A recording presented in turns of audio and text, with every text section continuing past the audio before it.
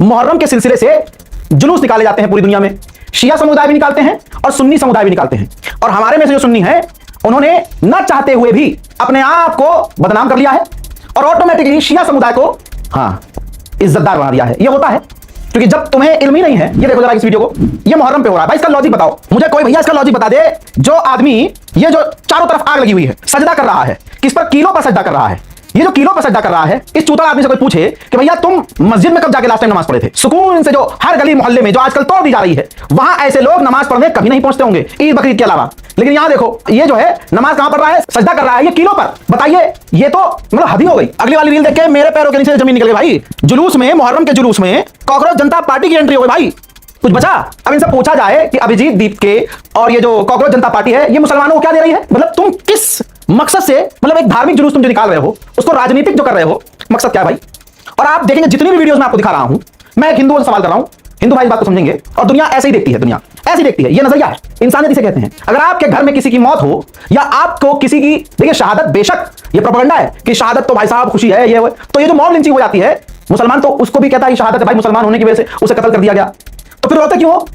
ढोल ताशा नगाड़ा बजाना चाहिए जब कोई मॉब लिंच करके मार दिया जाए, किसी मुसलमान की इज्जत लूट ली जाए, किसी बुजुर्गवार की दाढ़ी नोची जाए, मार मार के कत्ल कर दिया जाए, तो तुम्हें खुश होना चाहिए ना भाई, शहादत हुई है, ढोल बजाओ नगाड़ा बजाओ। तो पता ये चला कि भाई जो खुश हुए, जो किसी की शहादत पर खुश होंगे, उनके मरण दिन पर खुश होंगे, वो हुसैनी तो हो नहीं सकते।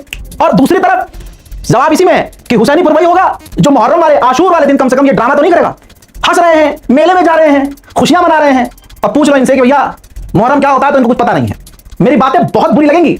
मैं किसी धर्म, विशेष नागरिक, किसी जगह, किसी लोकेशन के खिलाफ नहीं कि वहां ऐसा हो रहा है। मैं कह रहा हूं आप तस्वीर दुनिया को क्या दे रहे हो? क्या दे रहे हो आप भाई? हम मिलकर बचपन से अब तक शियाओं की बुराई करते आए, ठीक? आज दुनिया के सामने वो सही है कि भाई हाँ, ये हुसैन के गम में ये दिख रहा है, ये रो रहे हैं। अगर हम तुम्हारे पिछवाड़े में इतना कीड़ा उछल रहा है कि भाई, क्योंकि है नहीं ना हमारे पास कुछ करने को, हम शियाओं जैसा मातम कर नहीं सकते, खून निकाले हमारी हवा निकल रही है, तो हम क्या कर रहे हैं? वैसा हमें कुछ तो करना है, लॉजिक नहीं है, करना है। अब इसे देखिए, इसे कुछ नहीं मिला तो भाई वो उठा लिया पड़ा हुआ लकड़ा और वो घुमा रहा कंधे पे। इससे क्या तुम रिमेंबर कर रहे हो? करबला में मतलब ऐसे कौन कर रहा था भाई?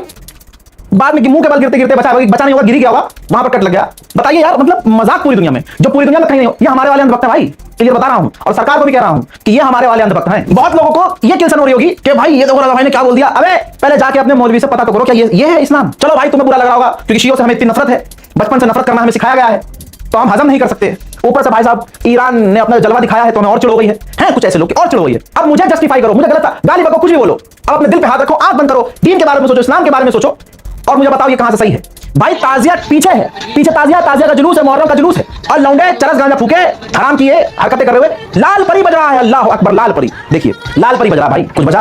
अभी भी गरिया लो भाई मुझे, ये क्या हो रहा है भाई? बोलो तो बुरा भाई, कुछ है ही नहीं बोलने को।